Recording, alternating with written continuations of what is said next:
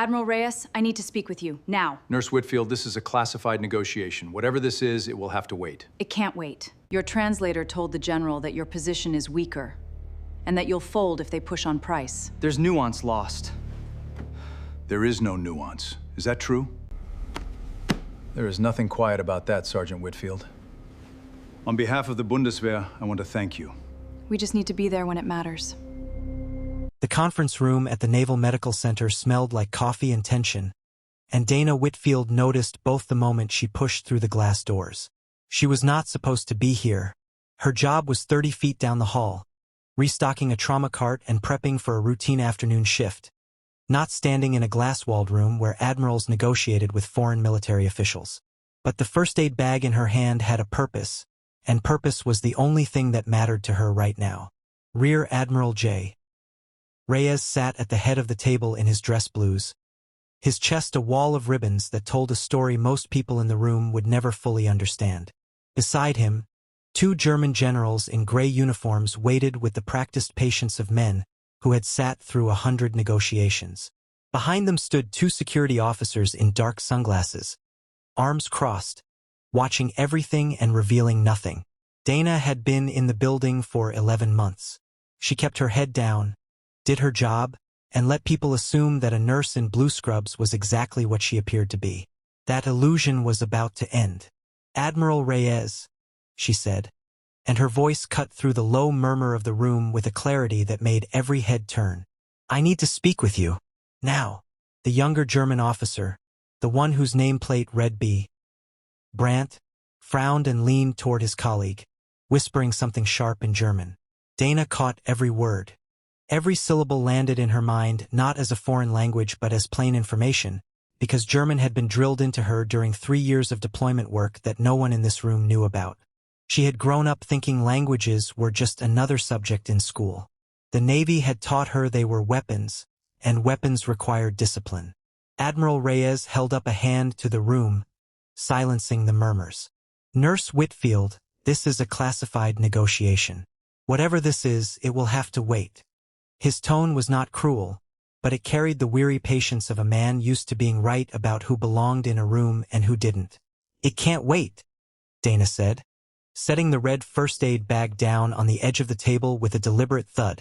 "Because your translator just told General Brandt that your negotiating position on the medical supply contract is weaker than you're presenting, and that you'll fold if they push back on price by another 12%. The room went silent in a way that felt physical, like the air itself had been sucked out through the ventilation system. The translator, a thin man in a Navy suit standing near the window, went pale. Admiral Reyes turned slowly toward him, his jaw tightening. "Is that true?" The translator stammered something about miscommunication, about nuance lost between languages, but Dana was already shaking her head. "There's no nuance in what he said." He told them, in German, quote, "The Americans are desperate, press harder. They'll cave by Friday." I heard it. I understood every word.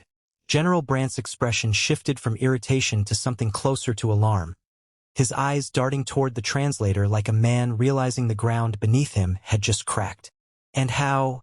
Admiral Reyes said carefully, standing now, his 6-foot frame unfolding with the deliberate control of a man deciding whether to trust an accusation that could blow up an international deal. "Would a nurse know that?" Dana met his eyes without flinching. This was the moment. She had spent 11 months keeping a wall up, and she felt it crack, not because she wanted it to, but because 11 months of silence wasn't worth what was about to happen in this room if she didn't speak now.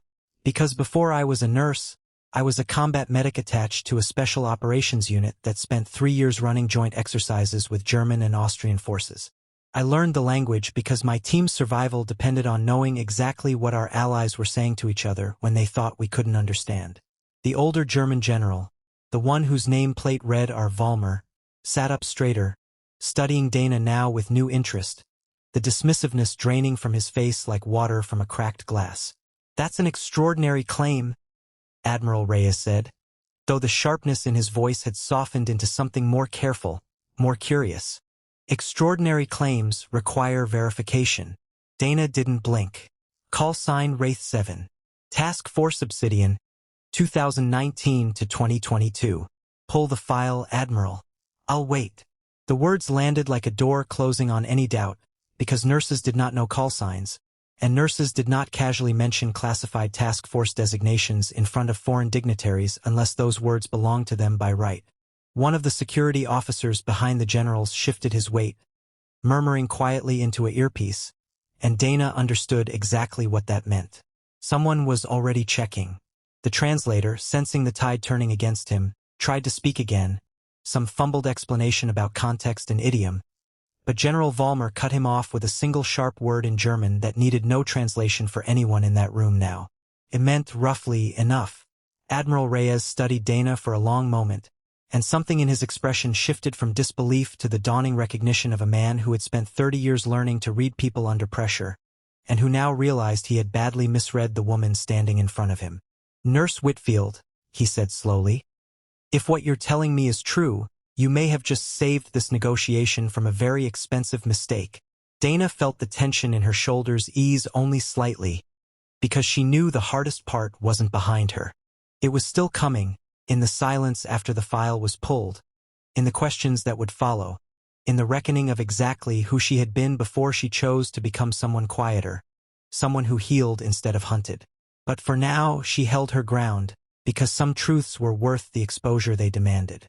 If you want to see how far the truth goes when a hidden hero finally speaks up, make sure you're subscribed, because what happens next in that room will change how everyone at this table sees her. The silence stretched for nearly 2 full minutes before the door opened again, and a young lieutenant commander entered carrying a sealed folder with a red classification stripe across the top. He walked directly to Admiral Reyes and set it on the table without a word, then retreated to the wall like a man who understood that whatever happened next was above his pay grade. Reyes broke the seal and opened the folder, his eyes moving line by line down the page, and Dana watched the muscles in his jaw work as he read. General Vollmer leaned forward slightly, unable to hide his curiosity, while General Brandt sat rigid, his earlier arrogance replaced by something closer to dread as he glanced at the translator still standing frozen near the window. "Wraith 7, Reyes read aloud, his voice quieter now, stripped of its earlier authority and replaced with something like awe. "Staff Sergeant Dana Whitfield, Combat Medic, Task Force Obsidian. Distinguished Service Cross, 2 Purple Hearts. Credited with extracting 11 wounded personnel under direct fire during Operation Night Glass, and fluent in German, Russian, and Pashto per unit language certification." He looked up at her, and the room seemed to hold its breath collectively. "You've been working as a civilian nurse at this facility for 11 months, and not one word of this appeared in your personnel file." "I requested it be sealed," Dana said simply. "I didn't leave the military to be defined by what I did there. I left to heal people, not because I couldn't handle what came before, but because I decided the next chapter of my life would be about something quieter." Admiral Reyes closed the folder slowly, and something in his posture changed, the rigid formality softening into the quiet respect of one warrior recognizing another. "Quieter," he repeated, almost to himself, shaking his head with something like disbelief. "You walked into a classified negotiation and dismantled a translator's sabotage in under 90 seconds. There is nothing quiet about that, Sergeant Whitfield." General Vollmer stood from his chair, buttoning his jacket with the formal precision of a man about to make a statement he considered important. He turned to Dana and extended his hand. "On behalf of the Bundeswehr, I want to thank you. If this deception had gone unchecked, we would have proceeded believing we had leverage that was never real, and the trust between our nations would have been built on a lie neither side chose." Dana shook his hand firmly, and for the first time since walking into that room, allowed herself the smallest exhale of relief. The translator, meanwhile, was being quietly escorted from the room by the 2 security officers, his protests growing fainter as the glass door closed behind them. Admiral Reyes watched him go, then turned back to Dana with an expression that mixed gratitude with something more complicated, the particular discomfort of a man realizing he had underestimated someone based on nothing more than the color of her scrubs and the badge on her chest. "I owe you an apology," he said. "When you walked in here, I saw a nurse interrupting a classified meeting, and I nearly had you escorted out before you said a single word that mattered. That was a mistake, and I won't make it again." Dana shook her head gently. You don't owe me an apology, Admiral. You owe it to yourself to remember that the people who serve quietly, in scrubs or fatigues or civilian clothes, are often carrying more than anyone assumes. I'm not the only one in this building with a file that doesn't match the uniform. General Brandt, still shaken from the near collapse of his negotiating position, cleared his throat and spoke for the first time since the translator's removal. Perhaps, he said carefully, we should restart these discussions with full transparency, and with Sergeant Whitfield present if she is willing. Admiral Reyes looked at Dana, a silent question in his eyes, and she nodded once, pulling out the chair beside him and taking a seat at the table where, 20 minutes earlier, no one would have imagined she belonged. The negotiation that followed moved differently, honestly, both sides speaking plainly because they now understood that any attempt at deception in the room would be caught in real time. By the end of the session, the medical supply contract was finalized on terms fair to both nations, built not on manipulation but on the kind of trust that only forms when someone is brave enough to expose a lie before it causes irreversible damage. As the German delegation gathered their things to leave, General Vollmer paused beside Dana one last time. Task Force Obsidian, he said quietly, almost reverently. I served alongside men who spoke of that unit like it was a legend. I did not expect to shake hands with one of its medics over a supply contract in an American conference room. Dana offered a small, tired smile. Legends are just people who didn't quit when it would have been easier to.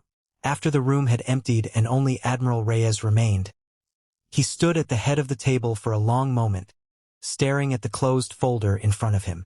Your shift is probably starting soon, he said finally, glancing at the clock.